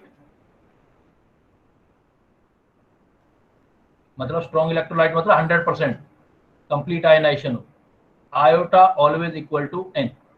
आयोटा की वैल्यू एन के इक्वल है, कैलकुलेट करने का रिक्वायरमेंट आपको नहीं है। जब भी आपके पास स्ट्रॉन्ग इलेक्ट्रोलाइट हो, मतलब 100% आयनाइजेशन दे रखा हो, तो आयोटा की वैल्यू Na आएगी। जैसे आपको मैं ये एग्जांपल दे दूं, सपोज मैं आपको एग्जांपल दे देता हूं, iota for Na2SO4 in water, और सपोज 100% डिसोसिएशन है,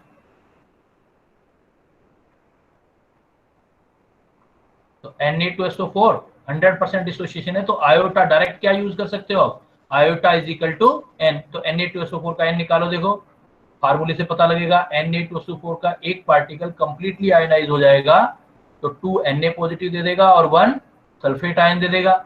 इट मींस N की वैल्यू इसके लिए 3 है। और for strong electrolyte for 100% dissociation iota is equal to N। तो आयोटा आपसे पूछा जाएगा तो आयोटा की वैल्यू N के बराबर, मतलब 3 आंसर दे सकते। क्लियर कि जब भी कोई चीज कंप्लीटली आयनाइज्ड हो रही है, स्ट्रॉन्ग इलेक्ट्रोलाइट है, तो iota directly proportional to N। और n का मतलब क्या है, n का मतलब है कि एक पार्टिकल कितने पार्टिकल दे सकता है। बट ये है किसके लिए, जैसे अभी हमने रखा था, ये किसके लिए सारा काम कर रहे हैं अभी हम ये कह रहे हैं कि भाई if solute particle are dissociated in solvent, अगर 100% है तो ऐसे, और नहीं है तो फिर ऐसे। यहां से प्रूव भी कर सकते हो, 100 होगा तो 1 अल्फा की वैल्यू 1 हो जाएगी और I is equal to n आ जाएगा, जिसको हम डायरेक्ट यहाँ लिख रहे हैं। बट अगर 100% नहीं कहता है वो, अगर क्वेश्चन में लिख देता है कि भाई इतने परसेंट डिसोसिएट है, तो देन आप ये फार्मूला यूज करेंगे। कैसे, जैसे मान लो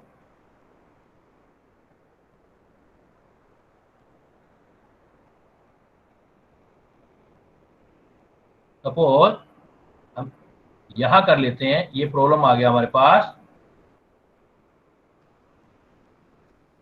इफ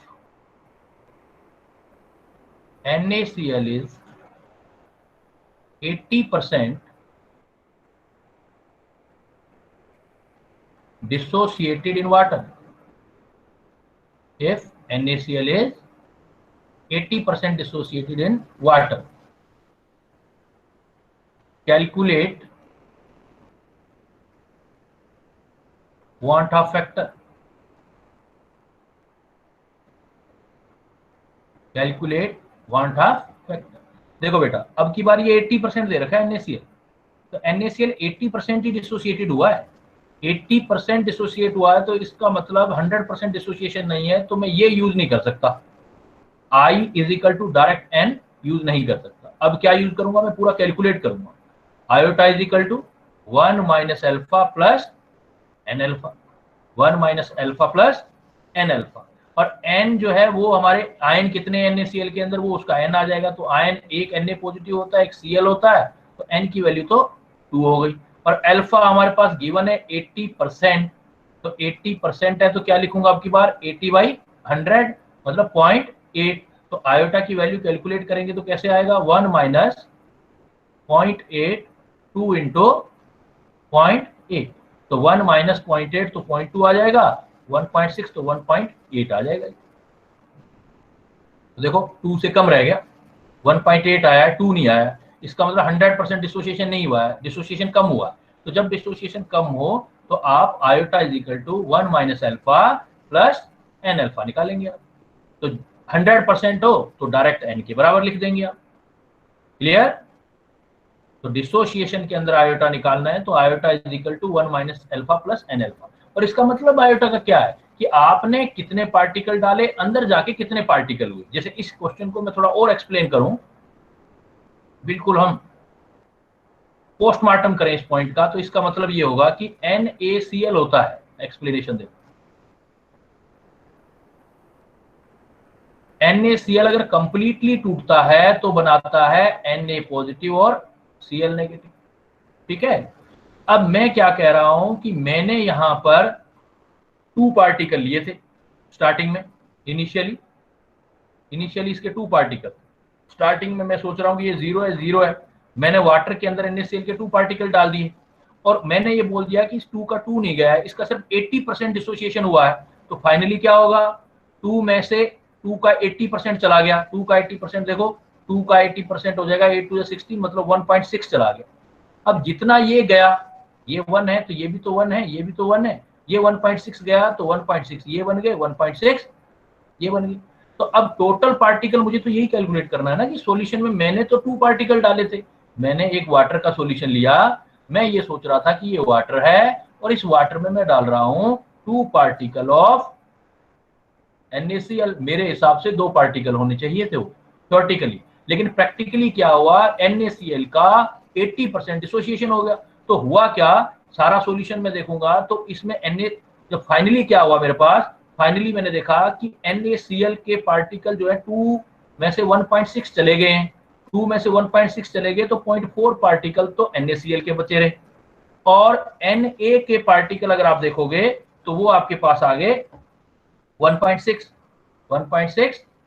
Na के पार्टिकल आ गए, और Cl के भी देखेंगे तो 1.6 पार्टिकल आ गए, तो 1.6 पार्टिकल आ गए। तो टोटल हम ये कह सकते हैं कि फाइनली क्या हुआ, फाइनली आपका NaCl का 0.4 पार्टिकल, Na का 1.6 और Cl का 1.6 पार्टिकल हो गया। तो अनडिसोसिएटेड और डिसोसिएटेड काउंट कर लेते हैं। ये देखो NaCl के 2 पार्टिकल थे, जिसको अब तक NaCl जो मैंने ऐसे दिया था, लेकिन रियल सीन जाके क्या हुआ, 2 NaCl नहीं रहे, उसमें सिर्फ रह गया 0.4, तो NaCl हो गए 0.4 NaCl, और इसमें से 1.6 पार्टिकल लिए गए, तो 1.6 पार्टिकल जो हो गए वो Na और Cl के आगे मतलब डिसोसिएटेड हो गए। 1.6 पार्टिकल हमारा डिसोसिएटेड हो गया है, तो 1.6 पार्टिकल तो NaCl के लिए हमारा 0.4 NaCl, और ये हमारा 1.6 और ये हमारा 1.6। तो ये कैलकुलेशन कितनी आई, 1.6 1.6, तो 1.6 Na पॉजिटिव और 1.6 Cl। लेकिन हमें तो जो कैलकुलेशन करनी होती है वो पर स्पीसीज करनी होती है, ये तो 2 स्पीसीज लेके सोल्व किया है, तो आधा आधा कर दो। देखो पॉइंट इससे ले लो, ये 2 में से निकाला है आपने, 1 से निकालो, 1 से निकालोगे तो आयोटा वही होता है जो पर पार्टिकल कितने पार्टिकल बनते हैं, तो 0.2 NaCl, आधा ये हो गया, ये कितना आ गया 0.8, ये कितना हो गया 0.8, टोटल सम करोगे 0.8 0.8 16 और पॉइंट आ जाएगा आपका 1.8 पर पार्टिकल। एक पार्टिकल से कैलकुलेशन 1.8 आएगी। तो पर पार्टिकल कितने पार्टिकल टोटल बनाता है वो आपका आयोटा होता है, और कैलकुलेशन करेंगे तो यहाँ पर अब देखो इस क्वेश्चन में प्रॉब्लम में आयोटा हमने निकाला था, उसको प्रैक्टिकली हमने प्रूव किया है यहाँ पर कि 1.8 कैसे आया। तो 1 पॉइंट आयोटा निकाला NaCl का 80%, 1.8 मतलब अगर मैं एक पार्टिकल NaCl का लूंगा तो 1.8 पार्टिकल बन जाएंगे, जैसे ये देखा। और चाहो तो आप डायरेक्ट कैलकुलेशन जब 2 लेके ना करके 1 पार्टिकल लेके भी डायरेक्ट ही कर सकते हो, जैसे 1 पार्टिकल लेके भी कर सकते हो आप। सपोज NaCl 1 ही लो आप, ये 1 लिया तो आपको इतनी लंबी कैलकुलेशन में जाने की जरूरत नहीं, ये 0 ये 0, 1 का 80% निकाल दो तो 0.8 चला गया, तो इसका मतलब ये 0.8 आ गया, ये 0.8 आ गया।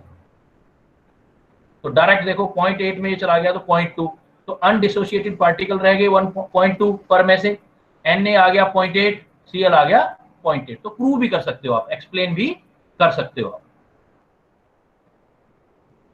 कर लोगे बेटा? मैं देखो एक क्वेश्चन देता हूं, ये प्रॉब्लम बना के दिखाओ मुझे, चेंज कर लेते हैं। मेरी कंडीशन इतनी बुरी। Calculate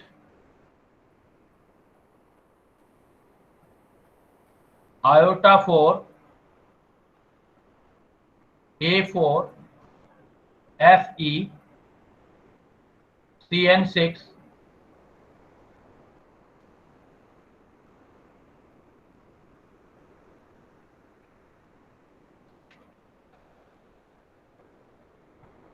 A4 Fe CN6 if it is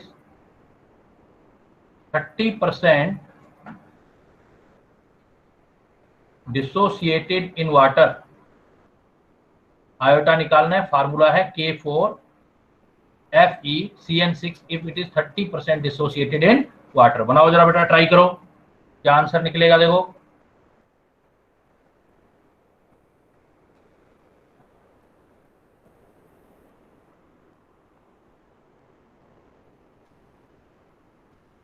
calculate iota for K4 FeCN6 if it is 30% dissociated in water। पहले n सोचो, n कितना आएगा, फिर फार्मूला लगाओगे आयोटा का। N2 नहीं होगा बेटा, फिर ट्राई करो 5 गुड बेटा, क्योंकि 4 तो पोटेशियम ही है, पानी में डालोगे तो 4 पोटेशियम अलग हो जाएंगे, एक ये ब्रैकेट वाला आयन अलग हो जाएगा। सही है, 5 आएगा सर। आंसर 2.2। अभी देखते हैं इसका 2.2 आ रहा है। कैसे करेंगे। देखो पहले तो आप एक काम करो, K4 FeCN6 आयन कितने बना सकता है। तो इस बड़े ब्रैकेट का मतलब बच्चों ये होता है कि ये पूरा एक आयन बनेगा ये, और ये आयन देगा। तो 4 तो पोटेशियम बन जाएंगे आपके पास, 4 ये पॉजिटिव बन जाएंगे, और एक आयन ये पूरा कंप्लीटली बन जाएगा। इसको कॉम्प्लेक्स आयन कहेंगे। आगे चल के हम एक पूरा चैप्टर पढ़ेंगे इसके ऊपर। FeCN6 4 नेगेटिव का एक कॉम्प्लेक्स आयन बनेगा। तो हम बोलेंगे कि टोटल 4 आयन ये, एक आयन ये, तो n की वैल्यू आ जाएगी इसका मतलब 5। बाकी कैलकुलेशन आ गई। आयोटा निकालोगे, iota is equal to 1 minus alpha plus n alpha. तो आयोटा 1, अल्फा की वैल्यू 30% है तो 0.3 प्लस n 5 इंटू 0.3। तो सोल्व करो, देखो 5 3 15, तो ये आ गया 0.7 और प्लस 1.5, तो देखो कितना बन गया 2.2। आयोटा आ गया 2.2 आ जाएगा। तो n की वैल्यू 5 और अल्फा गिवन है हमारे पास, वो अल्फा यूज कर लेंगे, कैलकुलेट कर लेंगे। तो ये n का वैल्यू देखो, जब भी डिसोसिएशन होगा तो 1 से हमेशा ही ज्यादा आएगा। जब भी प्रॉब्लम सॉर्ट आउट करोगे, तो इसलिए हमने बोला था कि जो भी स्पीसीज डिसोशिएट होती है, any species which undergo in dissociation, it's iota is greater than 1। It means iota greater than 1 mean कि अगर आप एक सॉलिड पार्टिकल डालोगे तो कुछ पार्ट ब्रेक होकर के ज्यादा ही बनाएगा, तो एक से प्रैक्टिकली ज्यादा ही पॉइंट आएंगे आपके पास।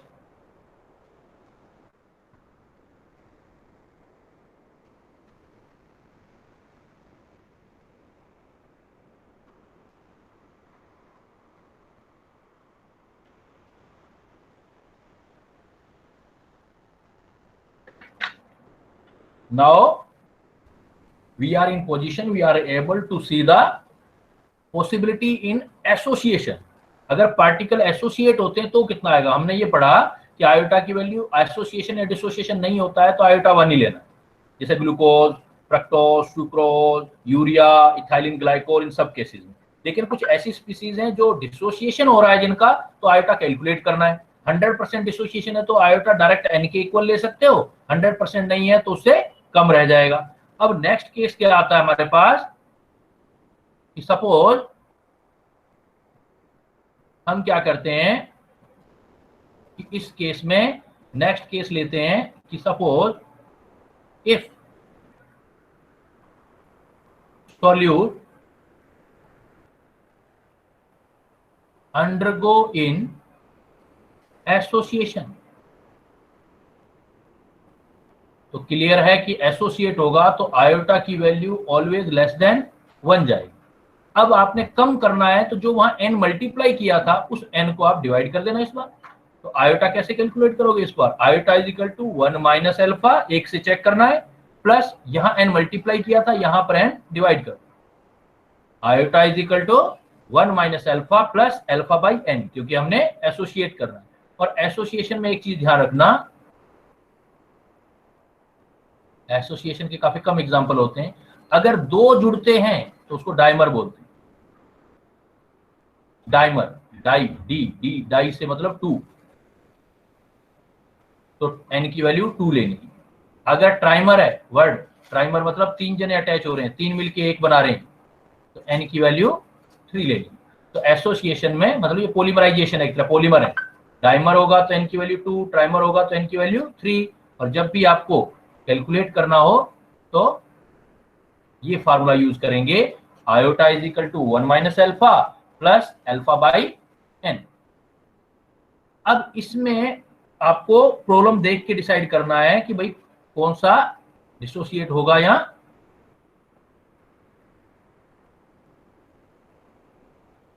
जैसे एसिटिक एसिड जो होता है, एसिटिक एसिड वो वाटर में तो बच्चों डिसोसिएट होता है, लेकिन बेंजीन में एसोसिएट होता है, डाइमराइज होता है। जैसे प्रॉब्लम बेंजोइक एसिड या एसिटिक एसिड, कुछ भी ले लो आप। बेंजोइक एसिड इज, ये इंफॉर्मेशन अब याद रखनी है आपने, डाइमराइज कोई भी एसिड होगा,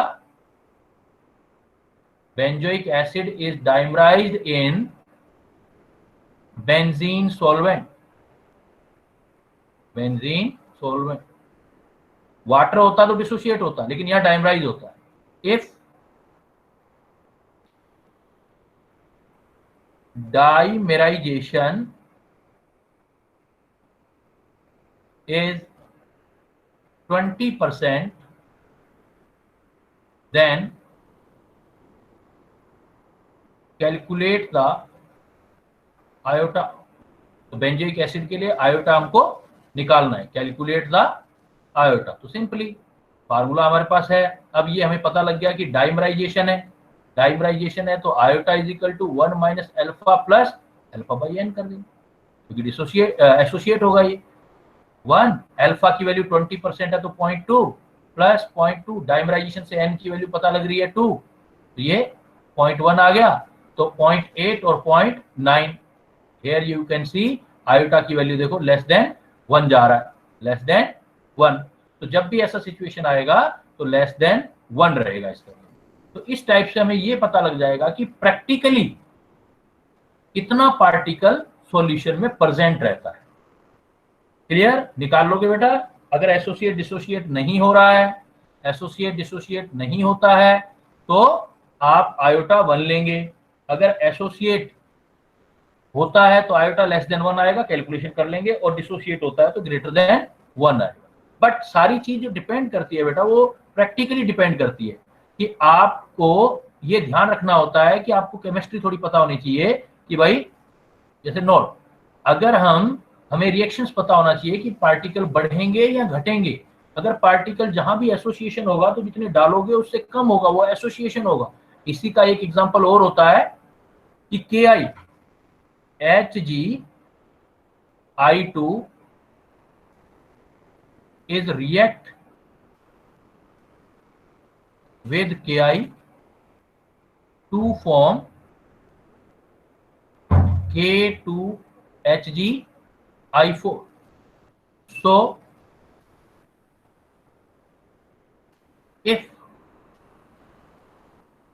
HgI2 is added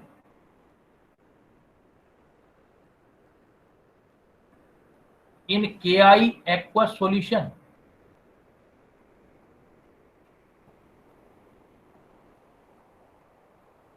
then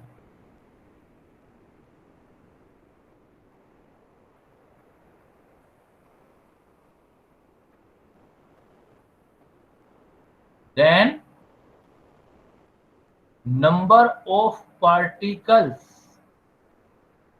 are decreased. देखने में क्या लग रहा है कि ये हमारे पास सॉल्यूशन है, सपोज ये वाटर रखा हुआ था और वाटर में हमने Ki डाल रखे थे, Ki के पार्टिकल, सपोज मैंने 2 पार्टिकल Ki के डाल रखे थे, तो मेरे हिसाब से तो Ki के कितने पार्टिकल होने चाहिए? 4 पार्टिकल होने चाहिए। 2 पोटेशियम 2 आयोडाइड 4 पार्टिकल होना चाहिए इनिशियली।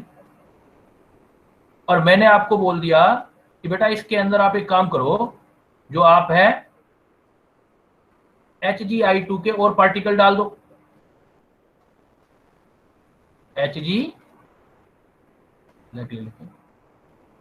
HgI2 के पार्टिकल डाल दो और डाल दो इसके अंदर। तो दिखने में क्या लग रहा है कि ऐसे लग रहा है कि पार्टिकल पहले भी रखे हुए सोल्यूट के और सोल्यूट डाल रहे हैं तो नंबर ऑफ पार्टिकल बढ़ना चाहिए, but it is very interesting, बढ़ेगा नहीं, कम होगा, डिक्रीज होगा, क्योंकि ये रिएक्ट करके आप इनिशियली देखो आपने 2 Ki का मतलब 4 पार्टिकल थे इनिशियली, अब आपने HgI2 डाल दिया तो रिएक्शन हो जाएगा। कैसे रिएक्शन होगा? 2 Ki, ये बाहर से डाला आपने, HgI2 ऐड किया, काफी इंपॉर्टेंट है ये नोट, HgI2 ऐड किया, देखने में ऐसे लग रहा है कि पार्टिकल बढ़ जाने चाहिए, लेकिन ये केस में चेंज हो गया, K2HgI4 कॉम्प्लेक्स में कन्वर्ट हो गया। अब ये कॉम्प्लेक्स में कन्वर्ट हो गया तो इससे आपको 2K पॉजिटिव मिलेंगे और एक HgI4 2 नेगेटिव बनेगा, तो इससे तो आपके 3 पार्टिकल हो गए। प्रैक्टिकली आपके पास 3 पार्टिकल हो गए, और पहले जो 2Ki था 2Ki में आपके पास 4 पार्टिकल थे, तो इवन आपके पास 4 पार्टिकल थे और HgI2 डाल रहे हो, फिर भी number of particle practically decrease हो गया। तो इस एग्जांपल को हमेशा ध्यान रखना कि जब भी HgI2 को की रिएक्शन कराएंगे Ki, लेकिन ये ध्यान रखना उल्टा हो गया, तो अभी हम क्या कर रहे हैं, Ki का सॉल्यूशन में HgI2 डाल रहे हैं, Ki के सॉल्यूशन में HgI I2 सॉल्यूशन डाल रहे हैं तो पार्टिकल नंबर कम हो रहा है, क्योंकि ये कॉम्प्लेक्स बन रहा है, ये वाला कॉम्प्लेक्स। अगर थ्योरेटिकली आएगा तब भी रीजन बच्चों यही दोगे आप। लेकिन अगर मैं कहूं कि HgI2 यहां रखूं और बाहर से Ki डालूं, तो फिर तो HgI2 पहले तो प्रेसिपिटेट होगा, नीचे पड़ा होगा, और फिर ये जैसे Ki आएंगे तो फिर ये बन जाएगा, फिर पार्टिकल बढ़ जाएंगे। लेकिन Ki के अंदर HgI2 डालेंगे तो नंबर ऑफ पार्टिकल डिक्रीज होंगे। It should be keeped in mind, it is very important example. Examination point of view से ध्यान रखना, बहुत बार पूछा गया है, पूछा जाता है बार बार कि Ki सॉल्यूशन में HgI2 डालेंगे तो नंबर ऑफ पार्टिकल बढ़ेंगे या घटेंगे, and your answer will be decrease of particle. Clear? समझ गए बेटा? Van't Hoff factor van't. हाँ हाँ बोलो सर अगर HgI2 अगर एक्वस फॉर्म में होगा तो HgI2 जो होता है वो प्रेसिपिटेट बनाता है, वाटर में डिसोल्व नहीं होता कंप्लीटली, नीचे जाके बैठ जाएगा, इसलिए उसके पार्टिकल काउंट ही नहीं करते हैं। काउंट कौन से वाले पार्टिकल होते हैं? जो सिर्फ आपके जो डिसोल्व होते हैं वो वाले पार्टिकल काउंट करेंगे। प्रेसिपिटेट वाले पार्टिकल काउंट नहीं होते सॉल्यूशन, क्योंकि सॉल्यूशन की देखो first definition, do you remember first definition of solution? Solution is a, क्या था? होमोजीनियस मिक्सचर, मतलब जो उसके अंदर मिक्स हो जाएगा वही सॉल्यूट कंसीडर होगा। अगर इसमें कोई मिक्स होके नहीं जा रहा, नीचे बैठ रहा है, तो उसको सॉल्यूट कंसीडर नहीं करेंगे, वो सॉल्यूशन का पार्ट जो होगा वो प्रेसिपिटेट होगा, सॉल्यूशन में काउंट नहीं होगा।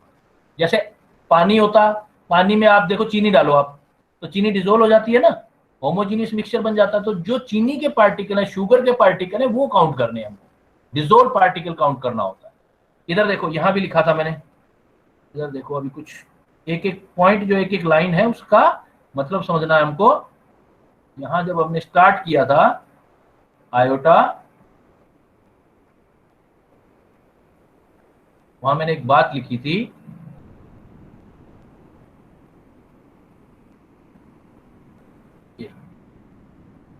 इसमें पॉइंट देखो क्या लिखा था हमने, solute particle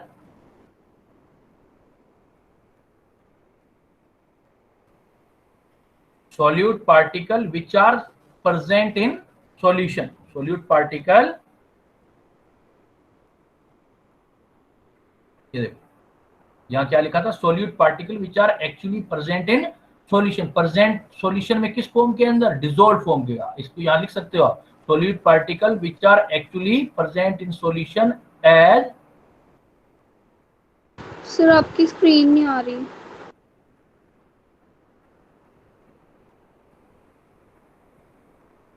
as dissolve form. उसमें देखो बेटा, मेरे दो वाले दो वो आ रही होंगी आईडी, उसमें पिन करके देखो। सर दूसरी वाली में ही कर रखा है बट आ नहीं रही स्क्रीन। क्यों नहीं आ रहा बेटा? कुछ प्रॉब्लम हो रहा है आपके? मेरे यहाँ से तो क्लियर दिख रहा है, मुझे जा रहा है, बाकियों को दिखाई दे रहा है? बाकियों को नहीं आ रहा? क्लियर दिख रहा है? Yes sir. हाँ तो कोई Yes, sir. तो बेटा आपका इश्यू होगा कोई उसमें, देखो तो ये आपका डिसॉल्व फॉर्म के अंदर होना चाहिए। तो अब देखो बेटा, पॉइंट ये आता है कि ये सब क्या पढ़ रहे हैं हम, क्यों पढ़ रहे हैं, आयोटा क्या जरूरत क्या है हमें, आयोटा का मतलब क्या है? ये मतलब स्पेशली हमारे जो आयोटा पढ़ेंगे हम, ये सिर्फ कंपटीशन पॉइंट ऑफ व्यू से होगा, एनसीईआरटी वगैरह में इसमें ज्यादा डिस्कशन वो नहीं करता है। उसका रीजन है कि जो नेक्स्ट पार्ट हम पढ़ने जा रहे हैं उसका इससे डायरेक्टली जो है वो रिलेशन है, डायरेक्टली इसके साथ नेक्सस है, कनेक्शन है उसके साथ। और नेक्स्ट पॉइंट जो हमारा जा रहा है वो होता है कोलिगेटिव प्रॉपर्टी।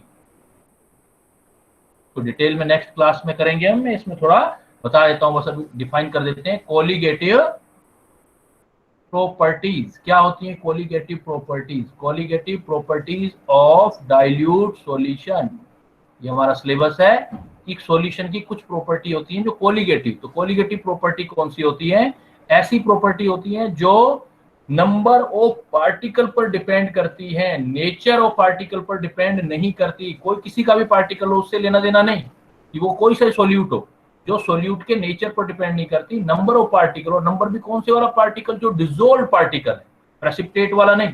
तो कोलिगेटिव प्रॉपर्टी कौन सी होती है? जो depends upon number of dissolved solute particle, कितने पार्टिकल जो हम कैलकुलेट कर रहे थे अभी, कितने पार्टिकल डिसोल्व हो रखे हैं उसके नंबर पर डिपेंड करता हो, नोट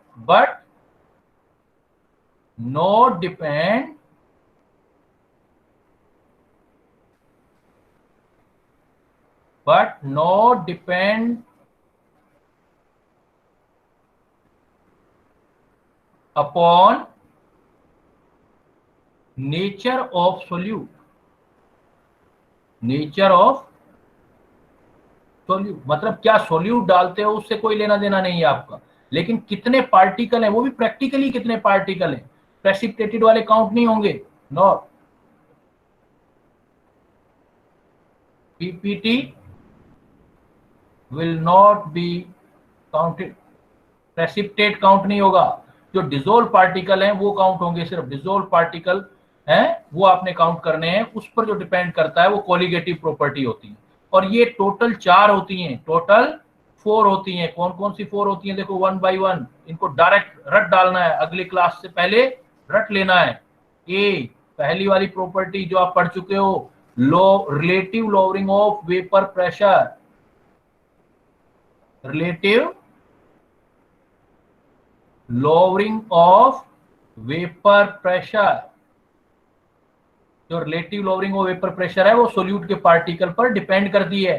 तो रिलेटिव पूरा नाम ऐसे का ऐसा याद करना है, relative lowering of vapour pressure, relative lowering of vapour pressure जैसे हमने पढ़ा था P not minus P S upon P not, ये एक कोलिगेटिव प्रॉपर्टी है, ये सोल्यूट के पार्ट सॉल्यूशन में सोल्यूट के डिसोल्व पार्टिकल पर डिपेंड करती है, और इससे रिलेटेड जितने भी होंगे वो भी आ जाएंगे। आपने पढ़ा था वेपर प्रेशर कम होते हैं तो बॉइलिंग पॉइंट ज्यादा हो जाती है। तो दूसरा पॉइंट देखो, सेकेंड, तो दूसरा पॉइंट क्या हो जाएगा, अगर relative lowering vapour pressure lower हो रहे हैं तो बॉइलिंग पॉइंट इंक्रीज हो जाएंगे। तो elevation in boiling point, solution के बॉइलिंग पॉइंट एलिवेट जो होते हैं वो भी नंबर ऑफ पार्टिकल पर डिपेंड करते हैं, वेपर रिलेटेड चीज ही है। वेपर प्रेशर डाउन होता जाएगा तो बॉइलिंग पॉइंट इंक्रीज होता जाएगा, तो आप वेपर प्रेशर में लोअरिंग बता रहे हो तो बॉइलिंग पॉइंट में एलिवेशन, दूसरा पॉइंट आएगा elevation in boiling point, delta TB से नोट करेंगे हम इसको। थर्ड पॉइंट है बॉइलिंग पॉइंट इंक्रीज होते हैं तो फ्रीजिंग पॉइंट कम होते हैं, तो वापस डिप्रेशन, इसको हम पढ़ेंगे depression, depression in freezing point. तो कोई भी जैसे वाटर की बात करें, वाटर में कोई सोल्यूट मिला देते हैं तो सोल्यूट मिलाने पर ये इफेक्ट आएंगे, सोल्यूट कितने ज्यादा मिलाओगे वो इफेक्ट उतना ही ज्यादा आएगा।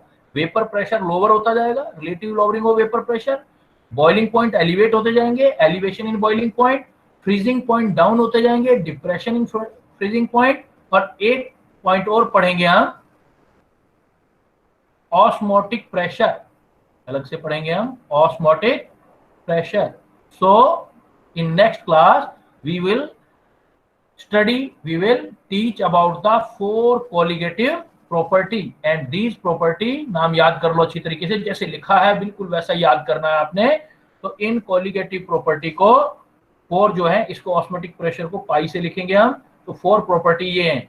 colligative property पहला point, what is the colligative property of dilute solution? Those property which depend upon number of dissolved solute particle but not depends upon nature of solute, मतलब glucose डाला या यूरिया डाला इससे फर्क नहीं पड़ रहा है, लेकिन कितने पार्टिकल डाल रहे हैं, मान लो ग्लूकोज का भी एक पार्टिकल डालते हैं, यूरिया का भी एक पार्टिकल डालते हैं, तो इफेक्ट सेम आता है, इसको बोलते हैं नेचर। तो नेचर पर डिपेंड नहीं करता लेकिन उनके नंबर पर डिपेंड करता है, उस प्रॉपर्टी को कोलिगेटिव कहते हैं। There are overall 4 colligative property of dilute solution. Number 1 relative lowering of vapour pressure, second elevation in boiling point, third one depression in freezing point, and fourth osmotic pressure. इसमें से एक बात ध्यान रखनी है, क्योंकि सॉल्यूशन में सिर्फ होमोजीनियस मिक्सचर वाला सोल्यूट काउंट होता है, तो पीपीटी जो होगा प्रेसिपिटेट जिसका बनता है वो वाले पार्टिकल काउंट नहीं करने, PPT will not be counted इसके लिए, इस प्रॉपर्टी के लिए। तो let's see in next class कि हम इसमें डिटेल पढ़ेंगे, और इसका मैं एक डीपीपी डालूंगा जो अभी पिछले वाले टॉपिक जो आपका रिलेटिव लोअरिंग वेपर प्रेशर जो पढ़ा था राउट लो वाला, उस पर। तो नेक्स्ट क्लास में हम प्रॉब्लम भी डिस्कस करेंगे, और see you very soon for next lesson. तब तक जो है आप अपना डीपीपी प्रिपेयर करो, फिर आते हैं नेक्स्ट क्लास में। थैंक यू बेटा। Thank you sir.